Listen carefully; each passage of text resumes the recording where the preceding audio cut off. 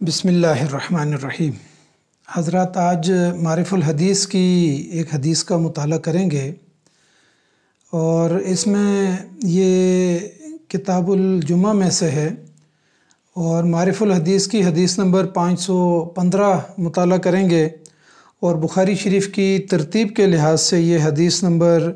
923 है। इसके ऊपर इमाम बुखारी रहमतुल्लाह अलैह ने जो बाब बांधा है उसमें फ़रमाया कि मन क़ाल फ़िल ख़ुतबते बाद सनाए अम्मा बादु, कि जिस वक़्त इमाम खुतबा दे रहा हो तो हम्द व सना के बाद उसको अम्मा बादु कहना चाहिए और हम्द व सना की बात को यानी कुरान और हदीस की बात को और अपनी बात को अम्मा बादु के बाद जो है ना बोलना चाहिए। यानी पहले वो हम्द व सना करेगा और फिर अम्मा बादु बोलेगा और फिर उसके बाद वो अपनी गुफ्तगू करेगा। अन अम्र इब्न तग़लिबा रज़ियल्लाहु अन्हु अन्ना रसूलल्लाह सल्लल्लाहु अलैहि वसल्लम ऊतिया बिमालिन औ बिसबियिन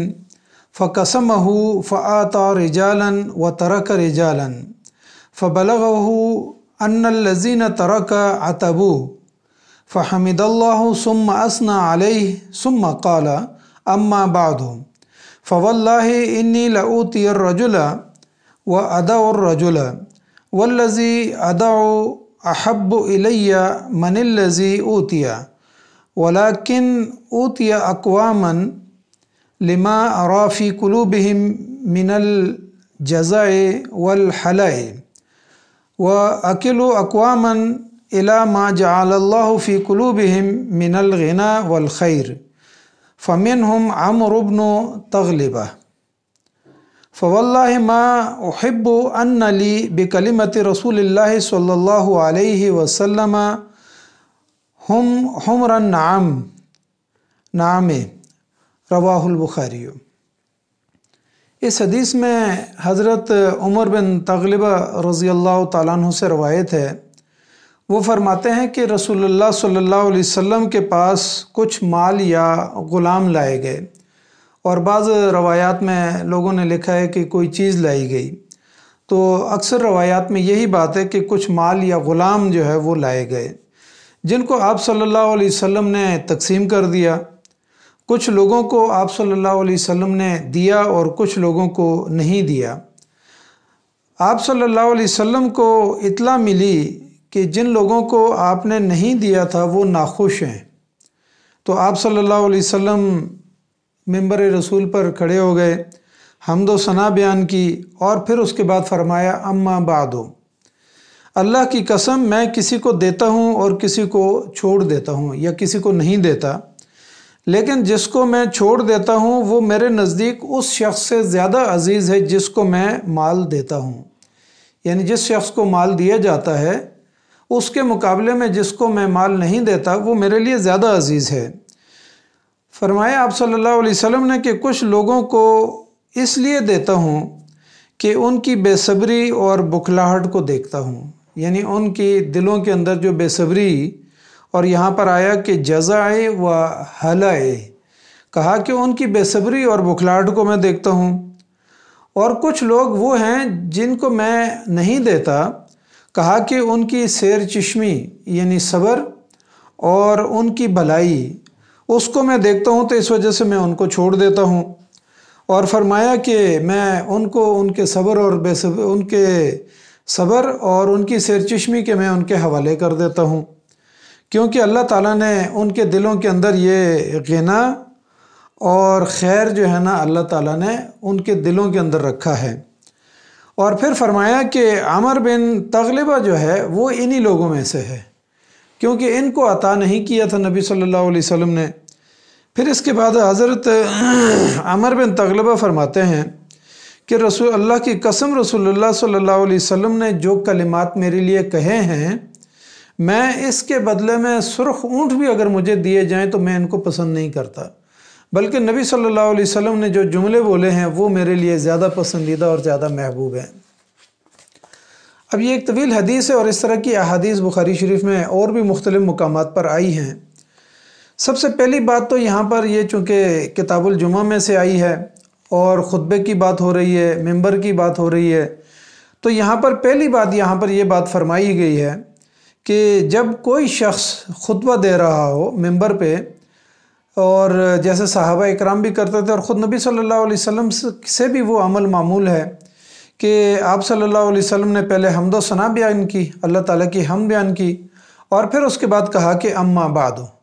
تو یہاں سے ہمیں یہ بات بنیادی طور پر ملتی ہے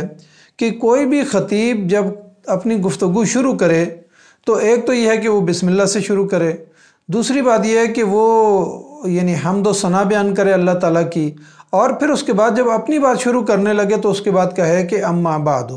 اس کے بعد میں یہ کہہ رہا ہوں۔ تو یہاں سے جو ہے نا حمد و ثنا اللہ اور اس کے رسول صلی اللہ علیہ وسلم کی بات اور اس شخص کی اپنی رائے اور اپنی بات جو ہے نا یہاں سے اما بعدو کے بعد الگ ہو جاتی ہے۔ تو فرمایا کہ خطیب کو اما بعدو کہنا چاہیے۔ تو پہلی بات تو یہاں پر یہ ہو گئی۔ دوسری بات یہ کہ نبی صلی اللہ علیہ وسلم کے پاس مال آتا تھا۔ آج کی دنیا کے جو ہمارے قائدین ہیں ان کے لیے بھی اس میں بڑا سبق ہے کہ نبی صلی اللہ علیہ وسلم کے پاس جب جتنا مال آیا، جو چیز بھی آئی، چاہے غلام آئے، مال آیا، اور یہاں تک کہ احادیث کے اندر یہ بات آتی ہے کہ ایک مرتبہ بحرین سے اتنا مال آیا کہ مسجد نبوی کے ساتھ جو ہے نا اس ڈھیر کی جو ہے چوٹی جو ہے وہ مسجد نبوی کی چھت کے ساتھ لگ رہی تھی، اور نبی صلی اللہ علیہ وسلم نے نماز پڑھائی اور اس کے بعد بیٹھ گئے اور سارے کا سارا مال تقسیم کر دیا۔ اسی طریقے سے کوئی غلام آتے تھے یا مال آتا تھا تو نبی صلی اللہ علیہ وسلم اس کو صحابہ اکرام کے درمیان تقسیم کر دیتے تھے، کبھی کبھی تو بلا تخصیص کر دیتے تھے اور سب کو کہتے تھے کہ آؤ جس کو جتنا چاہیے وہ لے جائے،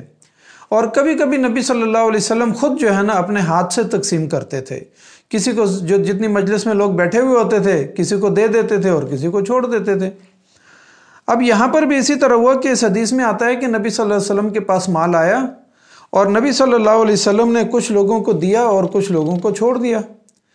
تو جن لوگوں کو دیا وہ تو خوش ہو گئے، اور جن لوگوں کو چھوڑ دیا ظاہر ہے ان کے شیطان انسان کے دل میں مختلف قسم کے وسوسے ڈالتا ہے۔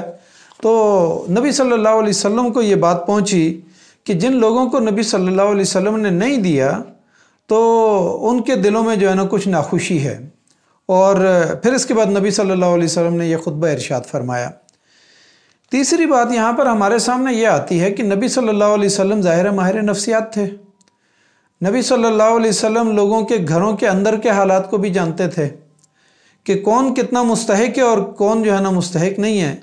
لیکن خاص طور پر ان احادیث کے اندر جو بات آتی ہے نبی صلی اللہ علیہ وسلم ان کی دلی کیفیات کو جانتے تھے، یعنی جن لوگوں کو دیا اور جن لوگوں کو نہیں دیا۔ مثال کے طور پر یہاں پر فرمایا کہ جن لوگوں کو میں نے دیا ہے ان کے دلوں کے اندر میں کجی دیکھ رہا تھا، ان کے دلوں کی کیفیت کو دیکھ رہا تھا، بے صبری کو دیکھ رہا تھا اور ان کی بکھلاہٹ کو دیکھ رہا تھا، اور اس کے مقابلے میں نے جن لوگوں کو نہیں دیا ان کو اللہ تعالیٰ نے ان کے دلوں کو استغنا دیا ہوا ہے، وہ دنیا سے مبرہ ہیں، اور اسی طریقے سے کہا کہ ان کی صبر کو میں دیکھ رہا تھا، دونوں چیزوں کو دیکھ رہا تھا۔ تو فرمایا کہ جن لوگوں کو میں نے دیا ہے ان کی بے صبری کی وجہ سے دیا ہے، کہیں وہ شکوک و شبہات میں مبتلا نہ ہو جائیں کہ پیغمبر جو ہے نا وہ عدل نہیں کر رہا، یعنی کسی سب کو اگر دے دیا جائے اور وہ یہ کہیں اور ان کے دلوں میں یہ شک اور شبہ پیدا ہو جائے کہ پیغمبر صلی اللہ علیہ وسلم نے عدل نہیں کیا، تو یہاں سے تو وہ کفر کے درجے میں چلے جائیں گے۔ اس لیے نبی صلی اللہ علیہ وسلم نے فرمایا کہ میں نے ان کو دیا، لیکن جن کو میں نے نہیں دیا میں ان سے زیادہ محبت کرتا ہوں، ان کے دلوں کے استغنا کی وجہ سے، ان کے تقوی کی وجہ سے، ان کے صبر کی وجہ سے، تو میں ان کے ساتھ زیادہ محبت کرتا ہوں کہ میں نے اگر ان کو نہیں بھی دیا اس کے باوجود جو ہے نا وہ صابر اور شاکر ہوں گے۔ اسی طرح کی ہمیں حدیث جو ہے نا پیچھے ایک جگہ پر بھی نظر آتی ہے کہ مثال کے طور پر یہاں پر ایک بات یہ بھی سامنے آتی ہے کہ جن لوگوں کو نہیں دیا گیا انہوں نے بات کو چھپا کے دل کے اندر نہیں رکھا اور پھر کوئی سازشیں کرنے نہیں لگ گئے اور شکوک و شبہات میں مبتلا نہیں ہو گئے، بلکہ انہوں نے اس کا اظہار کر دیا، اور اس طرح کی باتیں ہمارے سامنے 2-3 مرتبہ آتی ہیں۔ مثال کے طور پر یہاں پر فرمایا کہ یعنی کچھ لوگوں کو میں دیتا ہوں اور کچھ لوگوں کو نہیں دیتا، اور فرمایا کہ والذی ادعو احب الی من الذی آتا،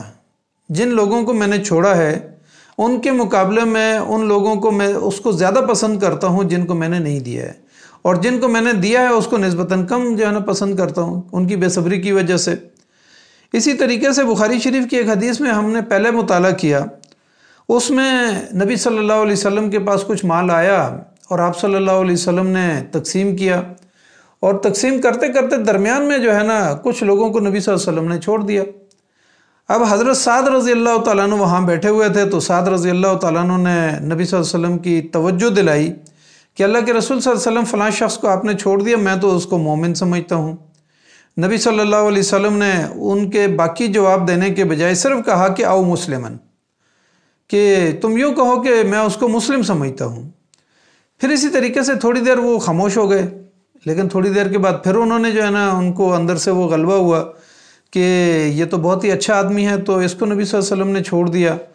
تو پھر انہوں نے جو ہے اپنی بات کو دہرایا، تو نبی صلی اللہ علیہ وسلم کو انہوں نے کہا کہ میں تو اس کو بہت اچھا مومن سمجھتا ہوں۔ تو نبی صلی اللہ علیہ وسلم نے آگے سے پھر کہا کہ او مسلمن، یعنی آپ کہیں کہ میں اس کو اچھا مسلمان سمجھتا ہوں۔ مومن کا فتویٰ جو ہے نا ہم کسی کے بارے میں نہیں دے سکتے۔ اس کا مطلب یہ ہے کہ کسی کو آپ مومن اور ڈائریکٹ جو ہے نا یہ کہیں کہ یہ تو بالکل جنتی ہے، یہ نہیں کہا جا سکتا۔ اور کسی کے بارے میں یہ بھی نہیں کہا جا سکتا اس کے برے اعمال کی وجہ سے کہ یہ تو جہنمی ہے دائرہ اسلام کے اندر، لیکن کسی کو جنتی اور جہنمی کا فتویٰ ہم نہیں دے سکتے۔ تو یہاں پر بھی نبی صلی اللہ علیہ وسلم نے فرمایا کہ مومن کہنے کے بجائے تم مسلم کہو تو زیادہ بہتر ہے۔ اور پھر جب حضرت سعد رضی اللہ تعالیٰ عنہ کہتے ہیں کہ مجھ سے پھر نہ رہا گیا، تھوڑی دیر میں خاموش رہا، تیسری مرتبہ میں نے پھر یہی بات کر دی، تو نبی صلی اللہ علیہ وسلم نے آگے سے کہا کہ یا سعد انی لأوتی الرجل وغیرہ احب الی منہ، کہ میں جس کو دیتا ہوں اور اس کے مقابلے میں جس کو نہیں دیتا، میں ہو سکتا ہے میں اس کو زیادہ محبوب سمجھتا ہوں، میں اس کو زیادہ محبوب سمجھتا ہوں۔ اور پھر فرمایا کہ جس کو میں دے رہا ہوں تو مجھے ڈر ہوتا ہے کہ یہ کہیں یعنی کسی شک و شبہ کے اندر مبتلا ہو کے جہنم کے اندر نہ چلا جائے۔ تو یہاں پر بھی یہ دوسری حدیث بخاری شریف کی، اس میں یہ فرمایا کہ میں کسی کو دیتا ہوں کسی کو نہیں دیتا، لیکن جس کو میں دیتا ہوں تو مجھے اس کی بے صبری کا خوف ہوتا ہے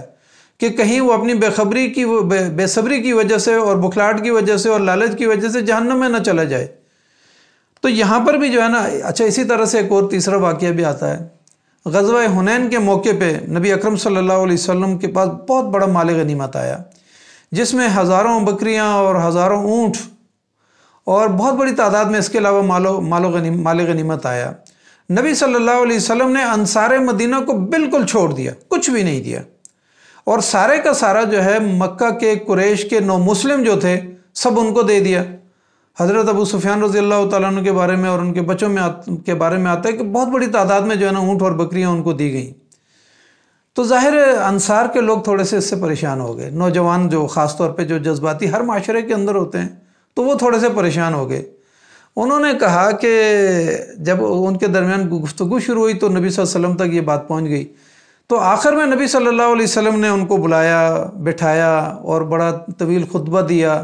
اور کہا کہ تم یہ کہہ سکتے ہو، تم یہ کہہ سکتے ہو کہ جب نبی صلی اللہ علیہ وسلم کے ساتھ کوئی نہیں تھا ہم نے ان کو ٹھکانہ دیا، اور کوئی ان کے ساتھ جنگ کے لیے تیار نہیں تھا تو ہم نے ان کا ساتھ دیا اور جنگ کی کفار مکہ کے ساتھ۔ تو نبی صلی اللہ علیہ وسلم نے کہا کہ تم یہ بھی کہہ سکتے ہو اور میں یہ بھی کہہ سکتا ہوں کہ تم پہلے جو ہے نا آپس میں لڑتے تھے، دشمنیاں کرتے تھے، مقابلہ کرتے تھے، اور میرے آنے کی وجہ سے تمہیں اللہ تعالیٰ نے اتفاق دیا۔ دونوں طرف سے گفتگو کرنے کے بعد آخر میں نبی صلی اللہ علیہ وسلم نے فرمایا کیا تم یہ نہیں چاہتے کہ وہ لوگ اس جنگ سے لوٹیں بکریاں اور اونٹوں کے ساتھ، اور تم اہل مدینہ انصار کے لوگ لوٹو اللہ کے پیغمبر کے ساتھ۔ اب یہ بہت بڑی بات تھی، وہ سارے وہاں پہ رونا شروع ہو گئے۔ انہوں نے کہا اللہ کے رسول صلی اللہ علیہ وسلم آپ نے بہت اچھا کیا، کیونکہ اگر اللہ کے پیغمبر یہ فیصلہ کر لیتے کہ میں نے واپس مکہ میں جانا ہے اور ہجرت پرانی ختم اور اب میں واپس مکہ میں چلا گیا، تو کہا کہ میں کسی کو دیتا ہوں کسی کو نہیں دیتا، کسی کو زیادہ دیتا ہوں کسی کو تھوڑا دیتا ہوں، تو اس کے پیچھے ایک حکمت کار فرما ہوتی ہے۔